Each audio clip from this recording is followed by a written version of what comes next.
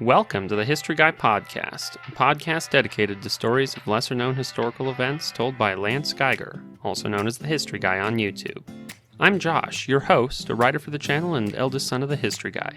We tell all kinds of stories about history, from the modern era to the ancient past, so you never know what we're going to talk about next. One thing you can be sure of, it is history that deserves to be remembered. On today's episode, the History Guy tells two stories of harrowing passenger plane incidents in the 80s. First, he tells the story of TACA 110, where pilots did everything right only to find themselves in an unprecedented hailstorm. And that was just the beginning. Then he tells the story of China Flight 6, when a small technical error quickly cascaded into a disaster.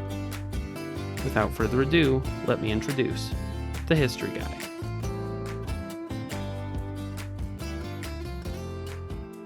The prototype for the first commercial jet airliner, the de Havilland Comet, first flew in July of 1949, and it actually turned out to be a troubled design. We still had a lot to learn. It was briefly withdrawn from service after 3 highly publicized accidents occurred just in the year 1956. But some 40 years after the Comet first started flying, you think we would have learned our lessons and would have understood things like basic jet engine design or how weather interacts with engines.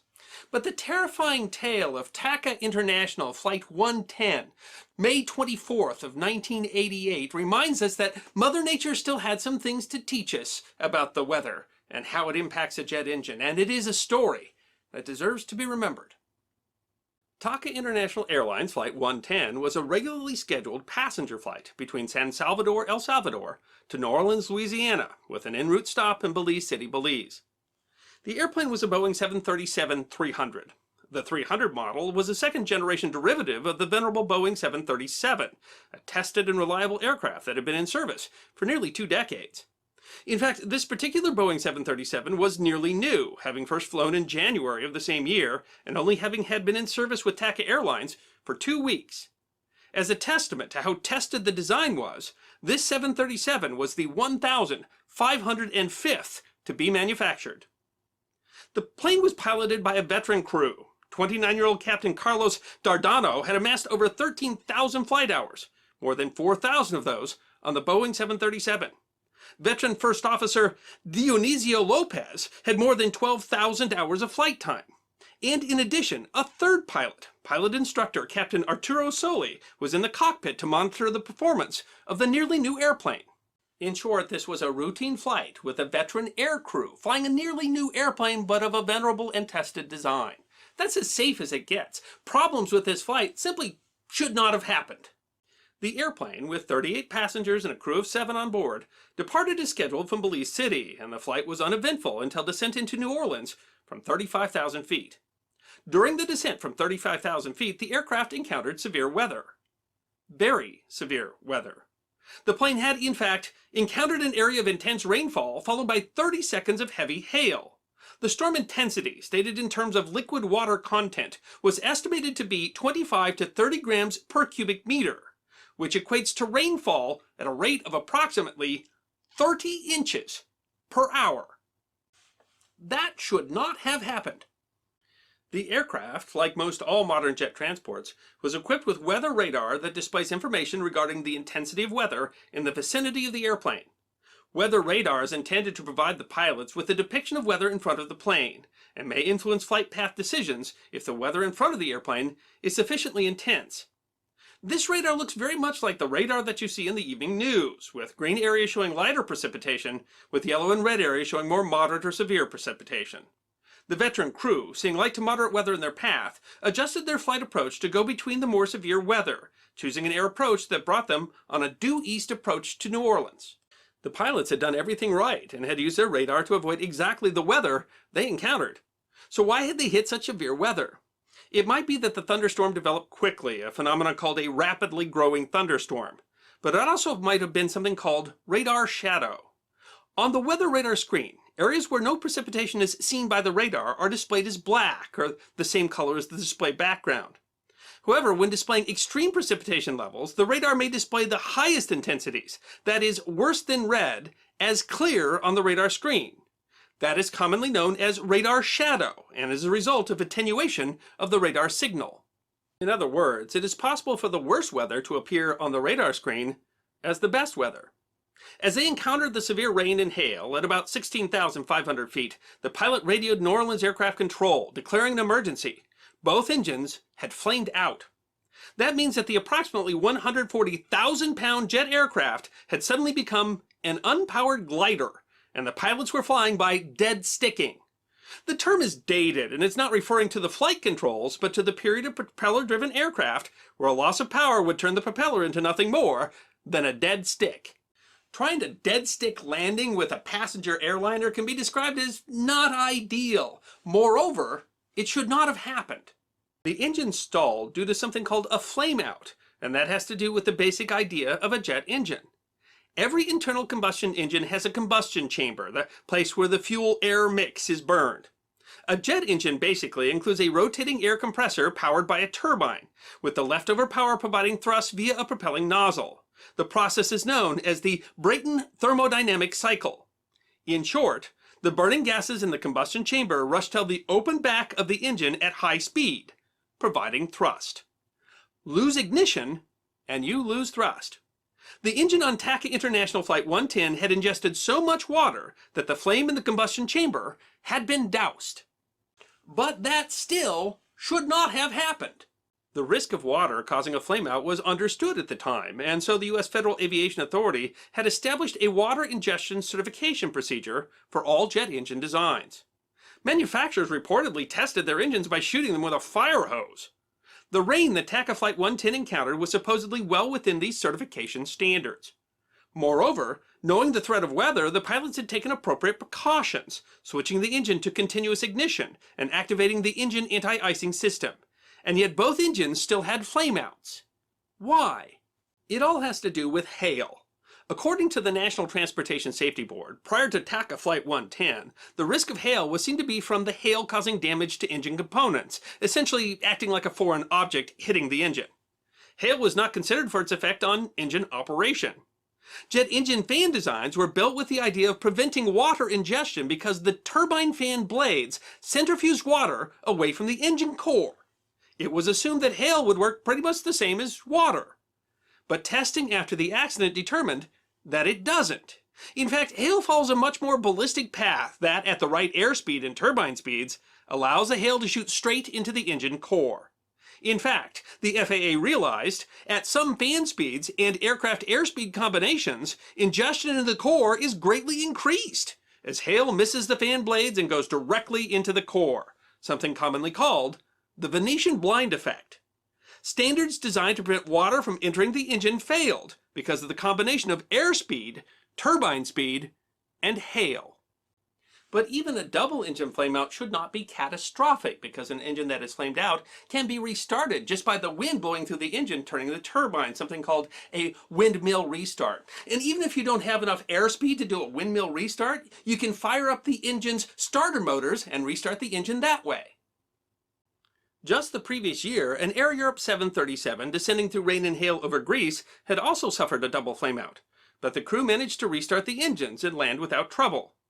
Likewise, the crew of TACA Flight 110 attempted to restart the engines.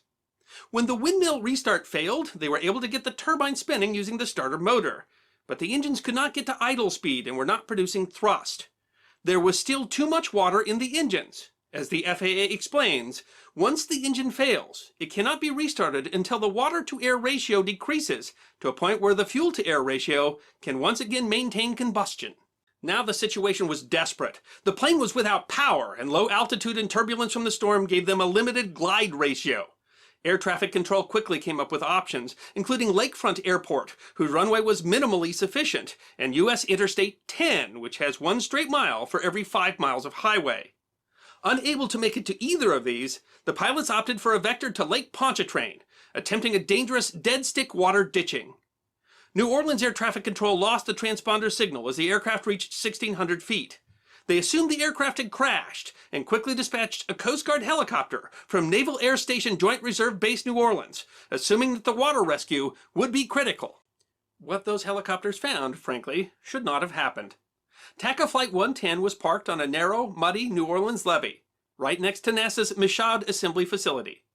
At just 700 feet, First Officer Lopez had seen the levee and identified it as being wide enough for a landing. The crew had managed a maneuver called a side slip, something generally reserved for a small craft, not an unpowered 737, and had landed perfectly, with no injuries to passengers or crew, and minimal damage to the aircraft. As one New Orleans air traffic controller said, "After more than 2 decades of air traffic control, I still say, this is the most splendid piece of air traffic teamwork and the most incredible piece of flying I've ever been witness to or heard of." The flight crew had mere seconds to assess the situation as to whether it's the lake or the field, and they nailed it. After the accident, the National Transportation Safety Board mandated a change to the water ingestion standards and certain changes to the CFM56 engine that's used on the Boeing 737. Those included changing the engine spinner from conical to a combination elliptical and conical, or coniptical, shape that testing shows helps to guide the hail radially outward. A change in the spacing of the fan blades to better deflect hail away from the engine core, a sensor to force the combustor to continuously ignite under heavy rain, and extra bleed doors to help drain water from the engine. The plane was minimally damaged. Repairs to the engine were made on site, and the plane was towed to NASA's Michoud facility nearby, where, after further repairs, it used the facility's main road, Saturn Boulevard, to take off and fly to a full repair facility. Saturn Road had, at one time, been a factory airfield, as airplanes were manufactured on the site during the Second World War. After repairs, that 737 was put back into service with TACA Airlines. Eventually, it was sold to Southwest Airlines, and it continued service until it was retired in December of 2016. But despite 28 years of service, it was really that one extraordinary landing, a landing that frankly should not have happened, that most deserves to be remembered. Now's the part of the episode where we get to chat with the history guy. A little bit about what we just heard, what we're going to hear, and some behind-the-scenes stuff you only get to hear about on the podcast. And we'd like to welcome back Betty Jo, my grandmother and the mother of the history guy. So I think that if there's one thing that this episode makes really clear, it's that no matter how unlikely something is and how much it shouldn't happen, that doesn't mean it can't. That's what's interesting about it, is that it, and throughout the episode, I'm saying it shouldn't have happened almost facetiously, but actually so much in there should not have happened. And it did. And that's part of what makes it such an extraordinary story, because, prior to that, the 737 had been flying for 20 years prior to that, even though that one was only 2 weeks old. The 737 had been flying for 20 years. No one had run into this exact instance where hail behave so differently than water and cause the flame out. So it is, this is a case where, nearly as we can tell, the pilots did everything exactly as they were supposed to do. And it was a combination of wind speed and weather and how the weather showed on the weather radar at the time. And that led to this unique circumstance where they had not just double flame out, but they could not restart those engines. It's terrifying, absolutely terrifying to think that flight went perfectly until the last, 10 minutes. Yeah. Yeah, one of the things, what makes this one so incredible is that they wouldn't have probably flown through that part of the storm if they had known what that part of the storm looked like. And the background on the radar is black. Yeah. On the regular radar screen, and the worse the weather, the darker it gets.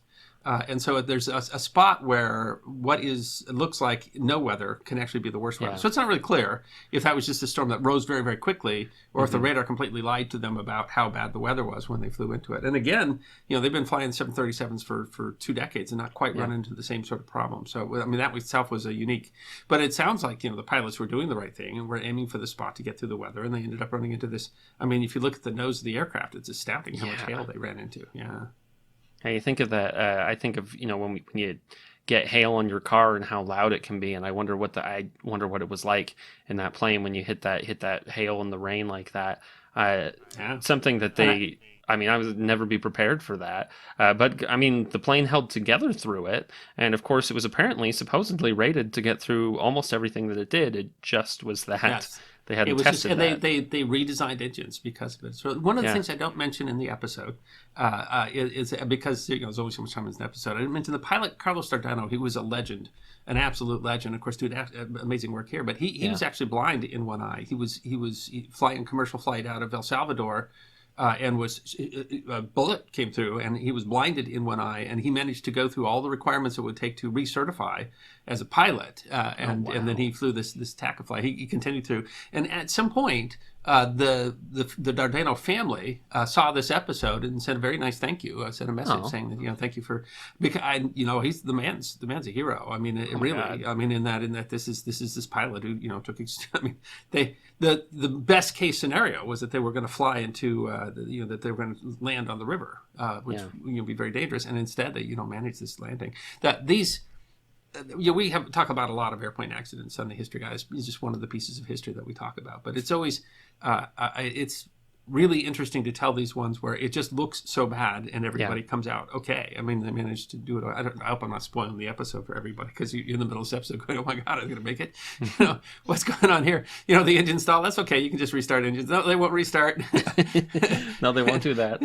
And then when they fell off of radar, they just assumed that they had gone in the water and were immediately calling the Coast Guard rescue. And there's the plane just sitting there next to the Michaud facility, next to a NASA facility, just fine.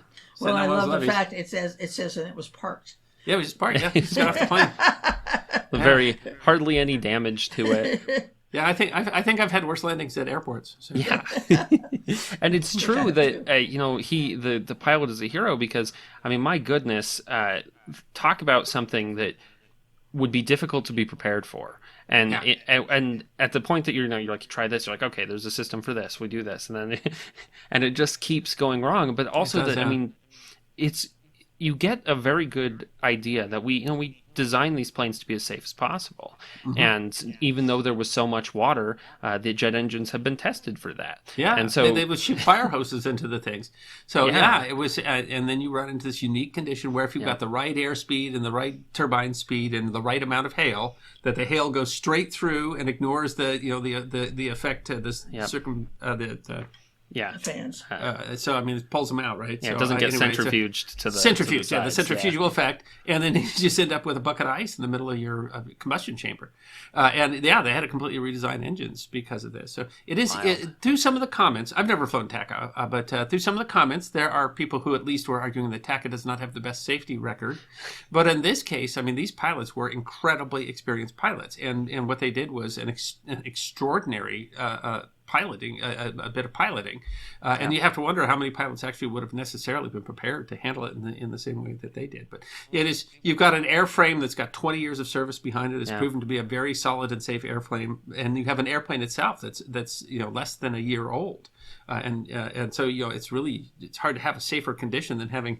And they had an extra pilot with them too, because they were checking out the new airplane. So to have 3 veteran pilots.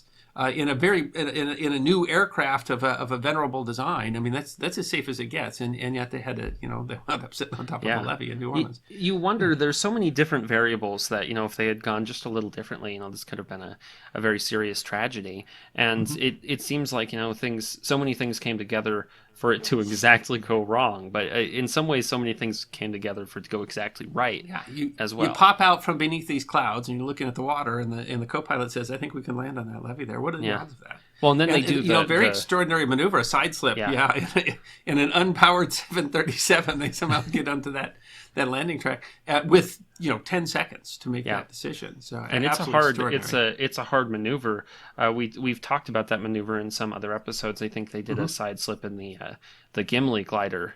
Well, another similar story. They all should have died, and they didn't. They didn't, because and it was another thing where there was just luck involved. Is that they happened to see this, because landing on the water the water landing was going to be much less safe. And they just managed to... Well, certainly you wouldn't have saved the aircraft. Oh, yeah. But there's a much greater chance that they would have had a significant loss of life. Yeah. And instead, I don't know, I've been in New Orleans a couple of times, and the levees don't seem so solid. If you want, I feel like you're walking over. I'm kind of surprised the plane didn't just sink when it landed on the thing. It was in the middle of a rainstorm like that, but it was solid enough to land the 730. And then the absolute odd, weird coincidence that it happens to land next to a facility that at one point manufactured aircraft so that the main road was actually a runway, and that they just pushed it out and took off, Incredible. They were able to do that, and it took off. I mean, it doesn't sound like they really had to do emergency repairs on hand or anything. It just, because really... I'm sure it was something to tow a 737 off the side of a levee. And I didn't see... I've seen pictures of that, but obviously they weren't public domain, so they're not in the video. But I mean, I'm sure there was some effort involved. It's not where you usually park. And it had to be quite surprising for passengers who were expecting to land at the airport to land on true, the levee there. There probably Get out, was you some, get out in grass, yeah. a trick to get them all where they needed to go. I would hate to have had a connecting flight. I think you'd be late for your connecting flight. Well, and one of the things that really scares me is the fact that when you say the word glider, all you can think about is all those World War II films that you've seen where we sent the gliders into Europe. Yeah. And I suppose some of them landed, but most of them They look pretty bad on landing. Those all you can think of is crash, and Yeah. here they're gliding in a 747 Yeah, for heaven's sake.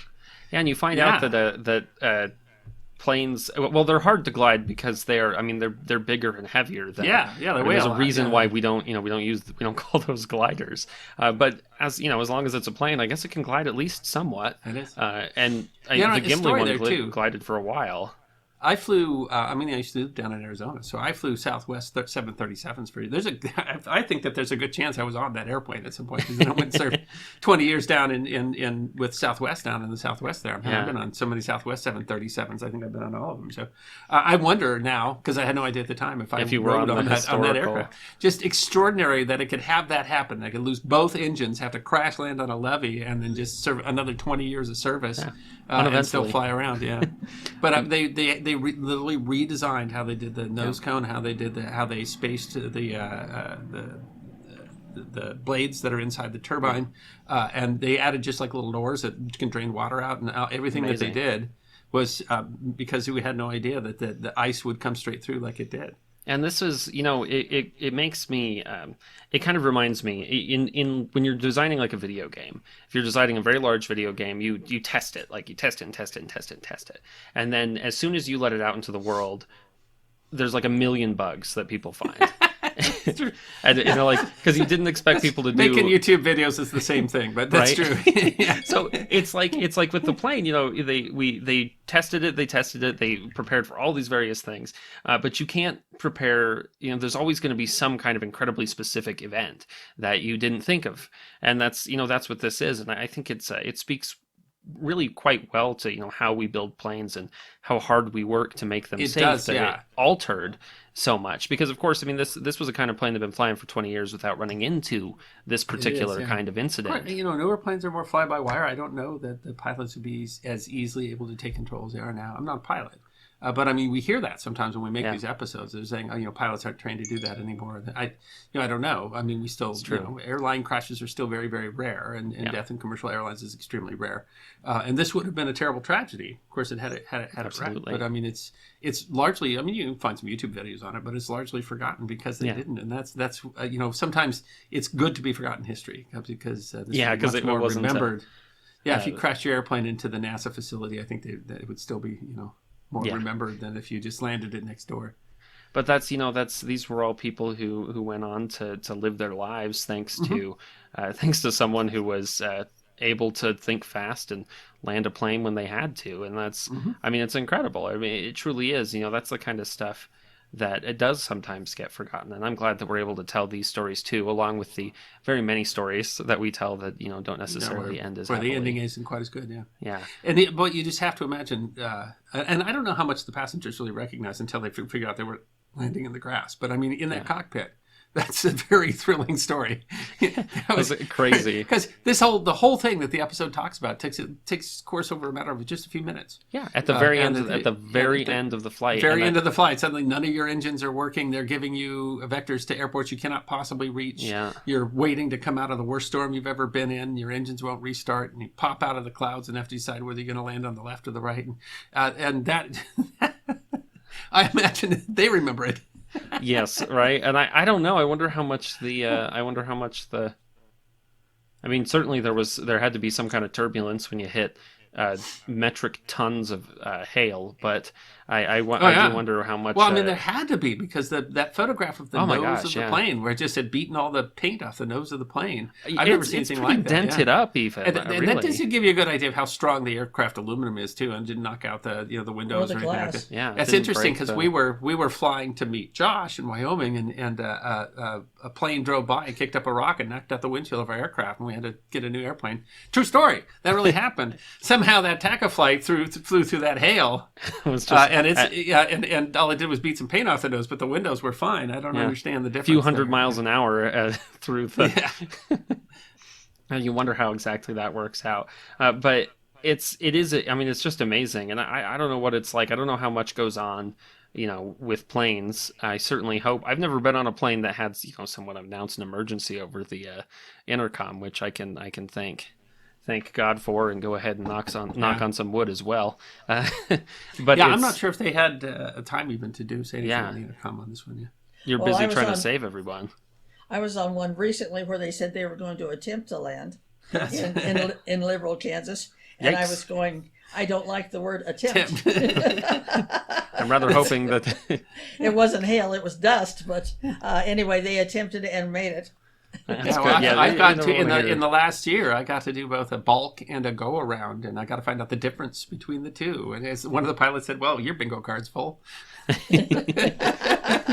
You've gotten all the aside from die in an accident. Yeah, we'll go ahead and hope that does not happen. Yeah, well. And of course it is, they tell you to look at all the statistics, and they say, it's the safest way to travel. But I'll say it doesn't always feel that way. Yeah, I mean, you don't fall that far when your car crashes. But yes, per mile and per hour, it's much safer than most forms of travel, and that's there's a lot of aircraft flying all the time, commercial aircraft, and very rarely are there accidents.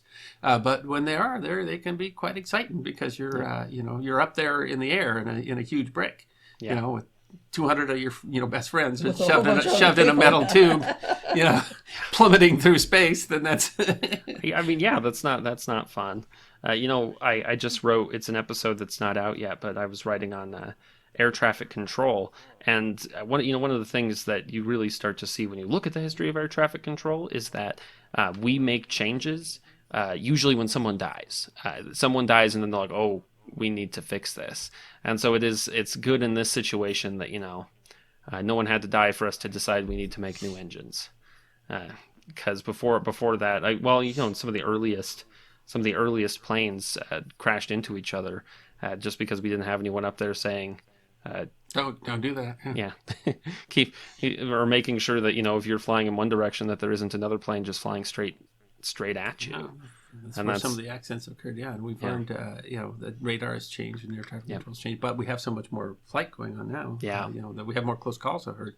I don't know if that's true. I'm not a pilot. I guess we know. I need to make that clear on here. We're writing this from a layman's perspective, and I've had some pilots say, "Oh, you did a great job of describing this." I've had others say, "Oh, you don't really know what's going on." I certainly have never been in the cockpit when the engines were flamed out, but that's part of what makes this, the history guy, is that we're telling this from the perspective of just a layman seeing what's going on and telling the story, because you could have, there's all sorts of YouTube videos that'll show you the mechanics of it, but the story of this one is just a wonderful story. It is a story of how they managed to navigate their way through this. That's just an exciting story to tell, and that's why history is fun.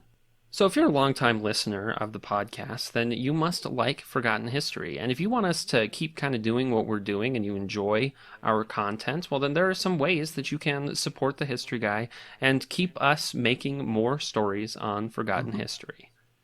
Yeah, absolutely. This is our job. This is Josh and I do this for a living, and it's an awful lot of fun. But we do have to pay for the cat food. That's how I put it around here, because I got the 3 cats. And there's various ways, if you like the History Guy, that you can support the History Guy. We've different people like to do it different ways. So if you just want to say on a monthly basis, put in $2 or $3 or $5 or $15 or whatever you want to, and get some exclusive content for doing that, and just support the History Guy. We have a site on Patreon, the History Guy on Patreon. You can be a member on YouTube. So if you're on YouTube, just check the membership button. And we also have a community at Locals, and they all get some videos they get earlier. If we're doing one that has sponsored content, they get it without the sponsored content. And it's a chance to talk to the History Guy, and we give you some exclusive stuff too. And so those are just different ways that you can support the History Guy. So if you think this podcast is great, there's lots of things that you can do. You can also just go to our webpage, which is thehistoryguy.com, and make a donation straight through there, through PayPal too. So every dollar counts because it really helps us continue to be able to produce this history content. I'm lucky in that I don't have to moonlight and do a second job. And if you want us to keep producing content, that's, it's up to you. If you want to give us $1 or $5 or $5,000, whatever you want to give, it can make a huge difference to make sure we keep making this content free. Next up, the History Guy tells the story of China Flight 6, where a small technical error nearly became an absolute disaster. By any standard, flying on a commercial airliner is a relatively safe form of travel. Dr. Arnold Barnett of the Massachusetts Institute of Technology determined that the fatality risk of a commercial airline flight between 1978 and 1987 was just 1 in some 750,000 boardings. But that doesn't mean that things couldn't go wrong. I mean, your flight might run into bad weather. There might be a mechanical issue with your plane. There might even be pilot error. Or for the 274 passengers and crew of China Air Flight 006 on February 19th, 1985. All of the above. That terrifying time when a 747 fell 30,000 feet in just under 2.5 minutes is history that deserves to be remembered.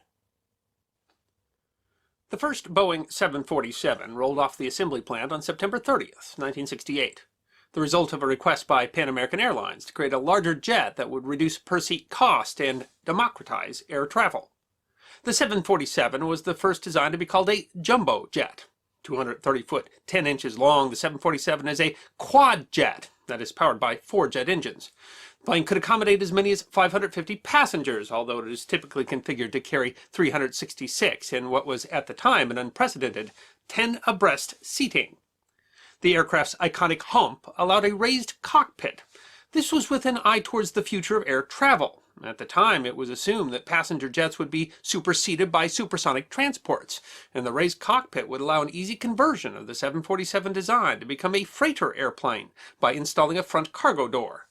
It wasn't necessary. The 747 would outlive the era of the SST. The design proved to be rugged and popular. The first 747 entered service with Pan American Airlines in 1970, and production continues today. Boeing currently plans to halt construction in 2022, more than a half-century after the 747 first took to the skies, with more than 1,500 built. The 747 has garnered an exceptional safety record, with few accidents related to aircraft construction or design over millions of flight hours. The plane is so reliable that 2 modified versions are used by the United States Air Force to transport the president, although the designation Air Force One actually is used to designate any aircraft carrying the president rather than a specific plane. Modified versions of the 747 were also used by the National Aeronautics and Space Administration to transport space shuttle orbiters. The heavily modified 747-100s were called Space Carrier Aircrafts, or SCAs. By the early 1970s, the 747 was facing competition from tri-jet wide-bodied aircraft, the McDonnell Douglas DC-10 and Lockheed L-1011 TriStar. In response to requests from Pan American Airlines and Iran Air, Boeing developed a shorter version of the 747 that would offer greater range and higher cruising speed for the ultra-long-range routes, such as Iran Air's nonstop from New York to Tehran. By modifying the 747, Boeing would have a competitor for the DC-10 and L-1011. Originally, the plane was going to be called the 747SB, meaning short-bodied, but the name was changed to 747SP, meaning special performance, recognizing the plane's greater range and cruising speed. The most noticeable change was the length. The 747SP is 47 feet shorter than other 747 models, although the tail is also higher to compensate for the decrease in yaw moment arm resulting from the shortened fuselage. The SP could accommodate 230 passengers in a 3-class cabin, 331 in a 2-class cabin, and a maximum of 400 passengers in 1 class. The first 747 SP was delivered to Pan American Airlines on March 5, 1976. While the design was promising, new competing aircraft and rising fuel costs meant that it did not achieve the popularity that Boeing hoped, and only 45 were built. 747 SP-9 N4522V first flew in June of 1982. On February 19, 1985, the plane, which was owned by the Wilmington Trust Company of Wilmington, Delaware, and leased by China Air, was flying a regularly scheduled route between Taipei, Taiwan, and Los Angeles, California, a flight of about 11 hours. China Air Flight 6 was using the call sign Dynasty 006. The plane was carrying 251 passengers and 23 crew. The aircrew were experienced. The captain, 55-year-old Min Wan Ho, had more than 15,500 flight hours, with more than 3,700 of those on the Boeing 747.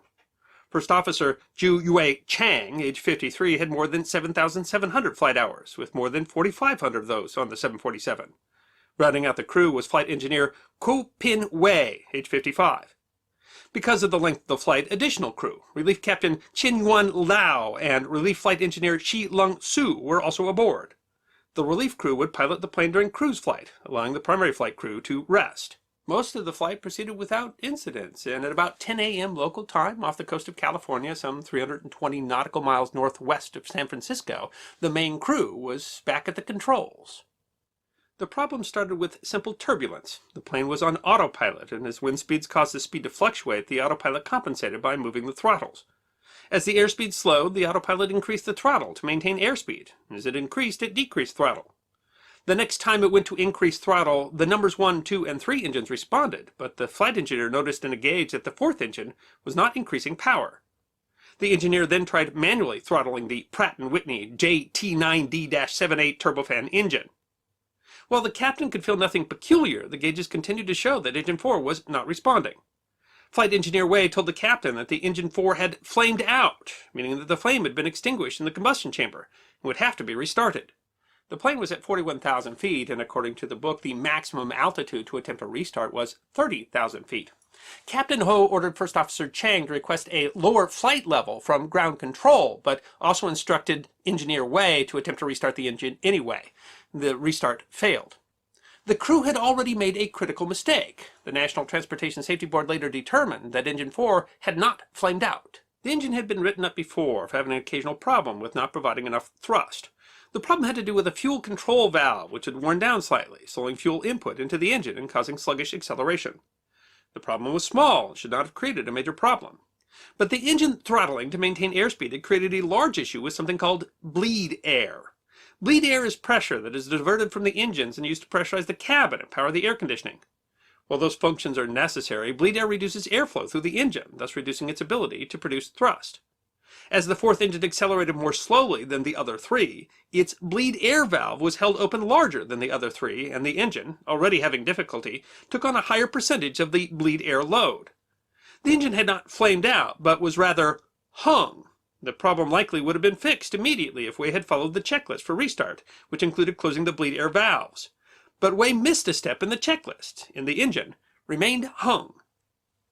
This still should not have been catastrophic. The 747 could operate on 3 engines, but a larger problem was developing. As engine number 4 was not producing power, the plane was dealing with asymmetric thrust. The left wing was producing more thrust than the right. This would naturally cause the plane to bank right, as the left wing would produce more lift. However, the problem was not obvious, as the autopilot was compensating for the difference. But the autopilot of the period only had control over the ailerons, not the rudder, and the yaw was slowly pushing the plane farther over than the autopilot could correct. The plane was slowly banking, rolling over right, but the problem was essentially being masked by the autopilot. Captain Ho was apparently focused on the flight engineer and what was going on with the number 4 engine, and that problem with the banking went unnoticed until it showed in airspeed. As the plane banked, increasing drag and the power reduced from engine 4, the plane began to decelerate. Not realizing the underlying problem, Captain Ho changed the autopilot input, manually selecting a nose-down attitude in order to increase airspeed, which seemed to be the biggest problem. As the plane nosed down, the bank increased to 45 degrees, but Captain Ho, still most focused on airspeed, decided to switch off the autopilot and take control of the plane. Switching off the autopilot was a move that blogger Admiral Cloudberg, who describes himself as an analyzer of plane crashes, noted would have immediate and catastrophic consequences. The NTSB report indicated that after Ho disengaged the autopilot, the plane yawed and rolled further right. Cloudberg speculates that when the autopilot disengaged, it stopped applying the aileron inputs that were attempting to counteract the bank, causing the plane to roll immediately right. At this point, the website This Day in Aviation explains, the airplane departed, controlled flight, rolled over, and dived. Cloudberg noted the 747 began to lose altitude at an alarming rate as it rolled clear over on its roof, catching the pilots completely by surprise. By then the plane had moved into clouds, and without reference points, both the captain and the first officer became disoriented. The attitude gauges were spinning, but the captain could not accurately perceive what was going on and assumed that they must have failed, as what they showed would have been so irregular. Flight recordings indicated the plane was inverted, but the crew did not realize it or note it. While in the cabin, objects flew around. One passenger described the people not buckled in popping up like popcorn. Relief Captain Lau had been thrown from his bunk, was trying to make his way to the cockpit. The San Francisco Examiner reported that he was thrown to the floor as the jumbo jet dived, mighty G-forces immobilizing him. The paper went on. With 440,000 pounds of metal and flesh hurtling out of the sky, the altimeters went wild and made small change out of the precious capital of height and safety. Cloudberg explained, in just 33 seconds, Flight 006 plunged 10,000 feet as the pilots fought to regain control. As the plane approached 30,000 feet, it rapidly rolled over level and began to pull up, subjecting the occupants to a soul-crushing, face-melting 4.8 vertical Gs. And then, after executing a full 360-degree aileron roll, the 747 slowed down to less than 100 knots, possibly stalling the airplane, before it rolled hard to the right and entered a second, even steeper plunge. Flight Engineer Wei, his head pinned to the central control panel by the G-forces and unable to move his arms, yelled that the other 3 engines had failed. Actually, Captain Ho had throttled them back, trying to slow the descent, but Wei could not lift his head to see the gauges. The plane was beginning to break up, its main landing gear being ripped from its mountings and tearing off the gear doors. The NTSB reported. The 2 inboard main gear struts were left dangling. Large parts of the horizontal stabilizer were torn off. The airplane lost 30,000 feet in altitude in less than 2.5 minutes. The plane broke through the bottom of the clouds at approximately 11,000 feet. Captain Ho, finally with a point of reference, was able to orient himself, the Examiner explained. The 747 broke out of the clouds at 11,000 feet, and the captain, aided at last by visual references, began to see which way was up. He slowly regained control and stabilized the machine. By then, the number 4 engine had actually flamed out, but the crew was able to restart it normally. The crew took the plane back to a safer altitude and, almost miraculously, intended to continue to Los Angeles, as planned. However, they realized that the inboard landing gear was down, causing drag, and one of the hydraulic systems had been drained, apparently when the entire left outboard elevator had been torn off, along with its actuator. Ho declared an emergency and requested permission to land immediately in San Francisco. Shockingly, there were only 2 serious injuries aboard the plane. A crew member had badly strained their back, and one of the passengers had broken their foot. When the pilots regained control of the plane, the passengers cheered. One of them told the press, "I really thought that was it." The NTSB report noted several errors by the crew, noting that Captain Ho was distracted first by the evaluation of the engine malfunction and second by his attempts to arrest the decreasing airspeed, and that because of these distractions he was unable to assess properly and promptly the approaching loss of airplane control, and he may have over-relied on the autopilot. In many ways, the accident aboard Dynasty 006 represents the combination of human fallibility and automation which reduces pilots to mere gauge watchers. Flying Magazine noted in October 1986 that China Air Flight 6 graphically shows what a misalliance the marriage of man and computer can sometimes be. Yet somehow both pilot and machine managed to survive, something that the Examiner credits to the structural soundness and aerodynamic capabilities of the 747. The newspaper quotes Geoffrey Wilkinson, the former head of the British Air Accident Investigation Branch. The way that 747 was handled, it had no God-given right not to break up. And on paper, the people aboard had no right to survive. So, and one of the things that kind of struck me about this one is that they're talking about the size of the 747. Yeah, when it came out, that was the first of those big wide-body, massive aircraft, yeah. And I startled everybody at the time. Yeah, really kind of the first half of this episode is talking about the history of the 747, which is an iconic aircraft. And I thought it was important to discuss here, first of all, because I never talked about it on the channel yet, but secondly, because the story of the 747 and how sturdy it is and how it kept in service even though it was less economical than the 3-engine alternatives is really part of the story. Because really the story of China Air Flight 006 is what a 747 can go through and not break into 100 pieces. That's aside from that, from the China Air part of this story, it's just the whole time is spent going, I can't believe that this happened, and I can't believe that this plane didn't just come apart.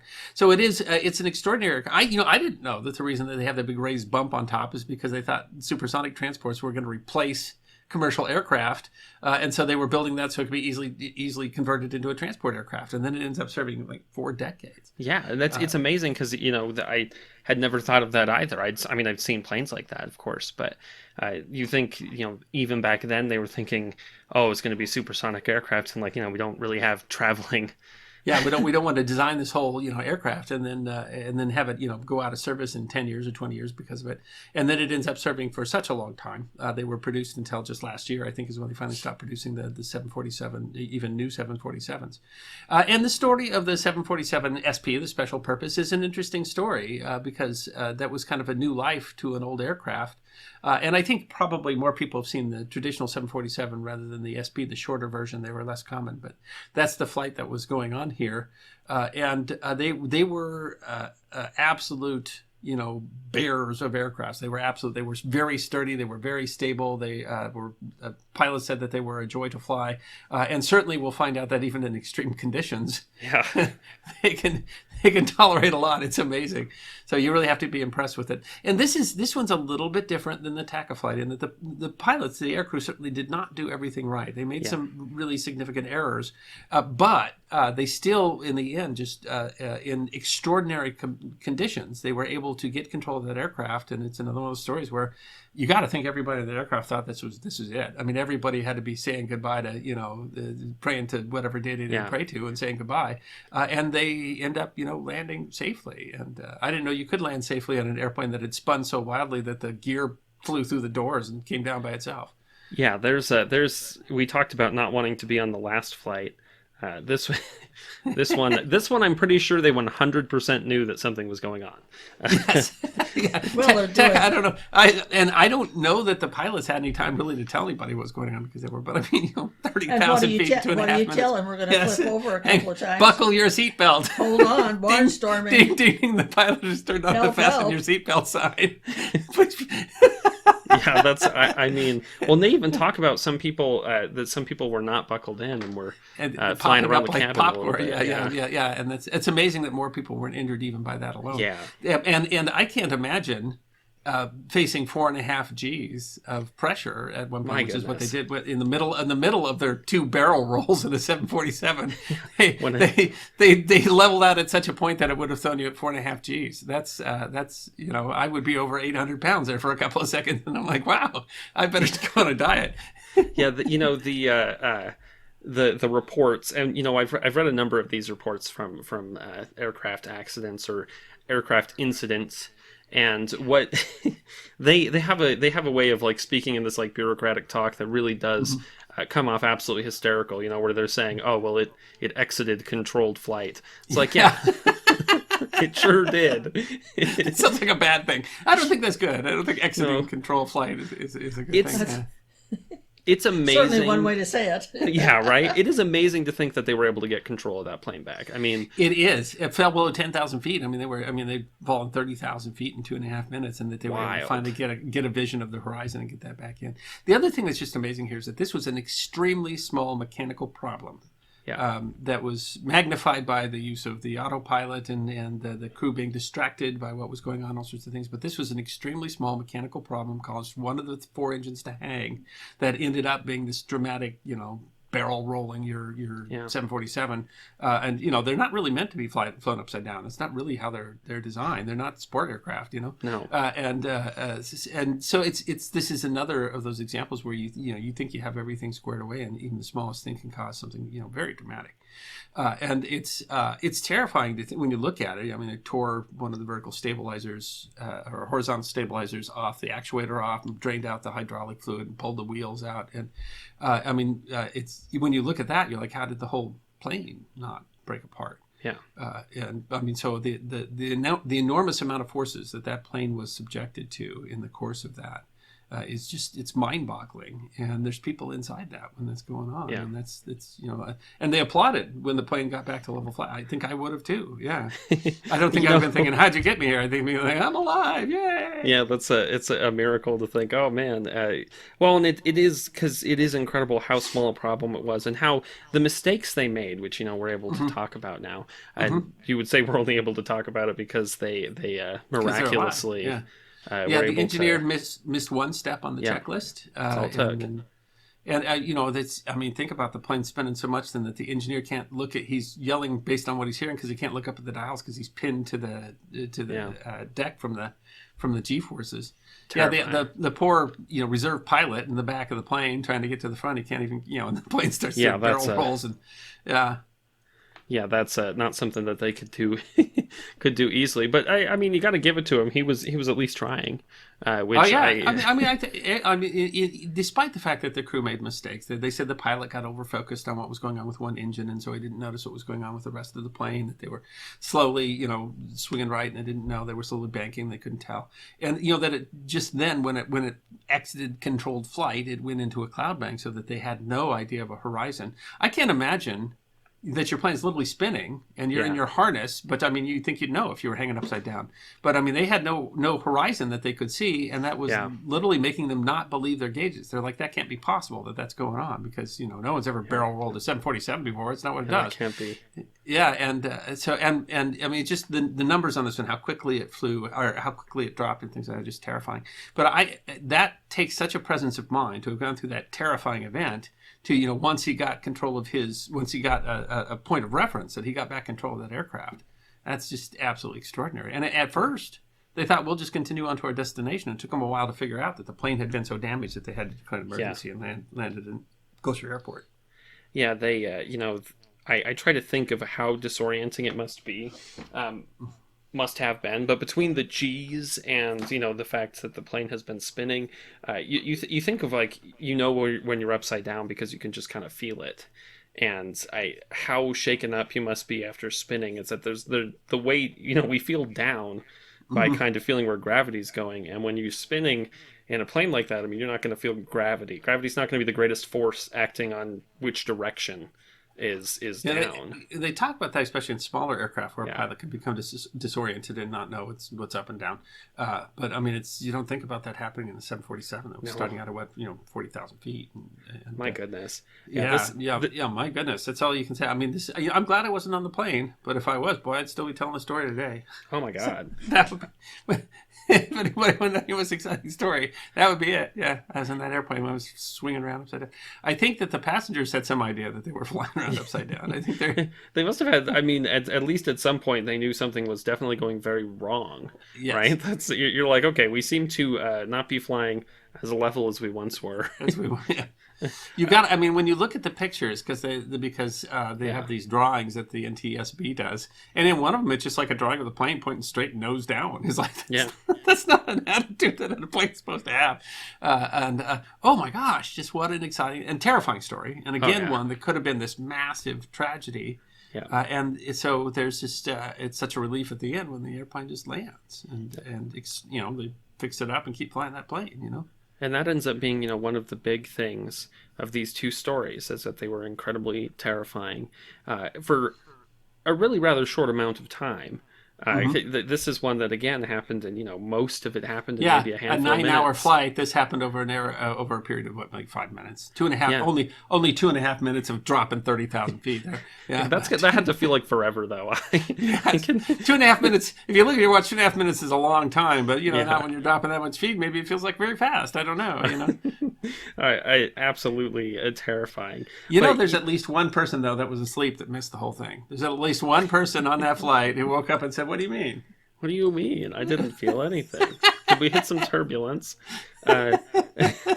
Why are we landing in San Francisco? What happened? And they're flying so far, and they have it's so fast that something like this, and I mean that's part of what I feel like makes flying terrifying, is that you can, you're in the plane and you feel a little turbulence, and that can freak everyone out, but you never know. I mean, like in this case, this is something where a little bit of turbulence, or you might have noticed something small and then suddenly it was something big. It was. This is the first time I saw, in terms of talking about an airplane, again, I'm not a pilot, but talking in terms of airplane exits, they talk about altitude and speed as being currency. Yeah. And you run out of currency and you go bankrupt in Monopoly. There's nothing to mortgage, and that they were rapidly losing their currency there, and that's how I guess that's how pilots must think about it. But they fell 3/4 of the way they could fall before they would go splash, and in that last quarter they got control of everything, and that's scary to think of. I don't know if you really realize how high up you are, how much of that you have to give up before you're before that's that. Well, and it feels like it should take a long time, but man, two and a half minutes. If you fell out of an airplane at height, then apparently, even if you're dropping really fast, it's still going to take you about 3 minutes before you hit the ground. I wouldn't want to think that you had 2.5 minutes of free fall, and then you'd still be 10,000 feet up. Yikes! I don't know. Maybe you've run out. I don't know. Maybe you froze to death or ran out of oxygen. I honestly don't know. But fortunately, we have not had that experience. Of course, there was the guy that fell out of the SR-71, but he's unconscious for most of the... For most of that, yeah. Well, I mean, and that was an ejection seat, though. They had pressure suit and all sorts of stuff. So, but I don't know. Just sitting in a plane. I never really... when you're up in a plane, you're looking down there going, that's a long way down. I never really think about, if I fell right now, how long? How long would it take?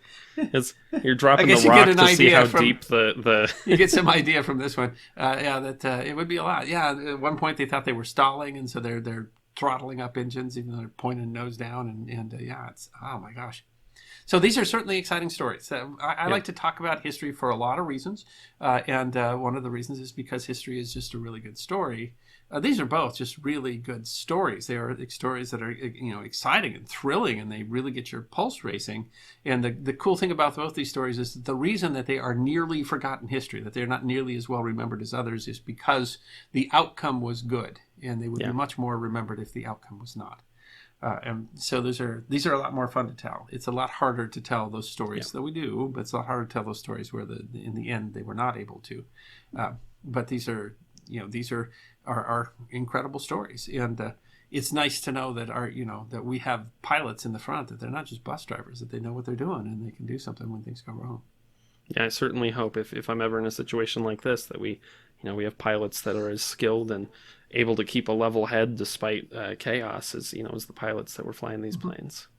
And in both these instances, they learned quite a lot about air safety and way to do things, and they changed procedures and how things are done. And the air travel is safer because of these accidents, and partly because these accidents turned out the way that they did, so that we have a full understanding of what happened, as opposed to trying to pick through the rubble and figure out what happened. Yeah, that's always a lot harder. Thank you for listening to this episode of the History Guy podcast. We hope you enjoyed this episode of Forgotten History, and if you did, you can find more on our website, thehistoryguy.com. We release podcasts every 2 weeks, so stick around if you want to hear more podcasts of Forgotten History. You can also find us on Facebook, YouTube, Instagram, Twitter, and Patreon. You can even get a personalized message from the History Guy himself on Cameo.